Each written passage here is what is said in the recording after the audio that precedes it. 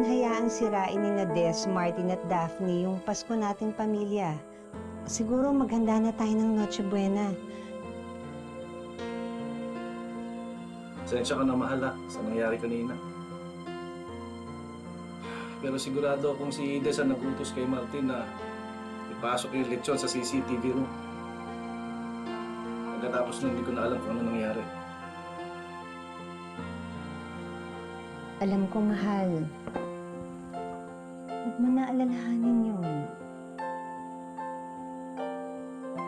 Nay, bakit naman po kasi ganun si Aling Ides? Ang sakit niya magsalita. Wala na tayong magagawa. Labas na tayo sa ugali ng ibang tao, anak. Ang importante, itong pamilya natin. Wala naman tayong ginagawang masama. Ano ba ang halaga ng Pasko? Hindi ba itong pamilya natin?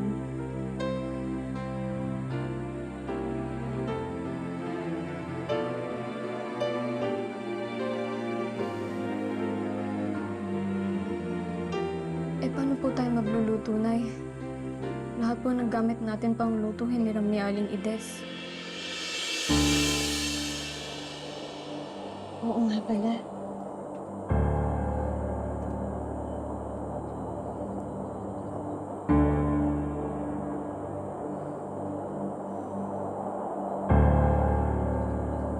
Nasaan na ba yung lechon na yan?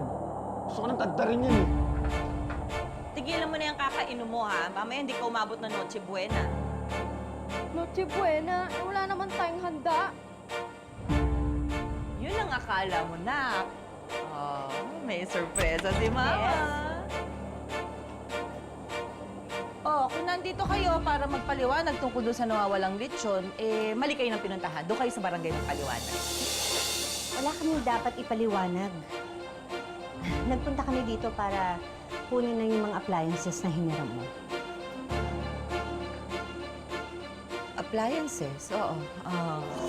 Ano nangyari sa gamit ko? Ano to? Bakit parang sira-sira na? OA mo naman? Siyempre, ginamit. Ano ka ba? Alam mo, ikaw, kung ayaw mo palang madumihan yung mga appliances na yan, di sana hindi mo na pinahiram sa akin. Umpisa ka lang. Eh, hindi ko alam kung nagdadamot ka o ano eh. Sana man lang iningatan mo. Nananadya ka ba? Ma! Ano ba? Ma, tingnan mo dito. Bakit? Ba't ang dulas dito sa kwarto ko? Parang nagmamantika. Ilusyon mo lang yan. Tumigil ka dyan. Matuto ka kasi maglinis ng kwarto mo eh. Nay, tayo nagsulat dito! Nayo!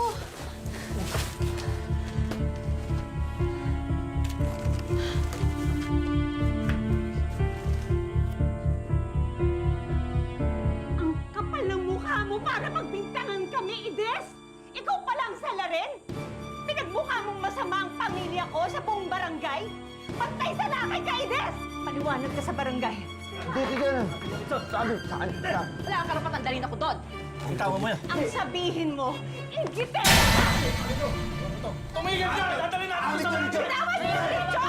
Bitawan niyo nga yan! Sa amin to lechon to! Amin to! Kailangan malaman mo ka taga-barangay! Martin! Bitawan mo!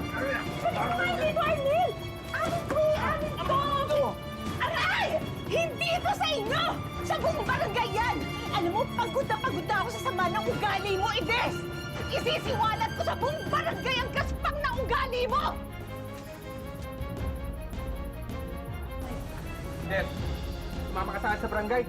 Ayoko ka! Kap, tama na Kap. Pasko naman. Hayaan niyo na.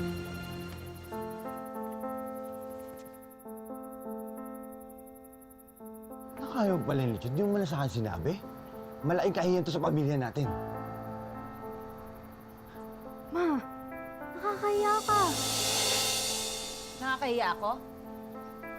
Eh, mga wala kayong silbi eh. Mga inutil kayo. Ikaw, nagmana ka lang sa akin kasi di ba? Ito, ninakaw mo lang itong damit na ito kay Bea. At ikaw, ha? Wala kang pambili ng lechon. Wala kaya ako nang gumawa ng paraan. Puro kainom! Kayo! Tabi!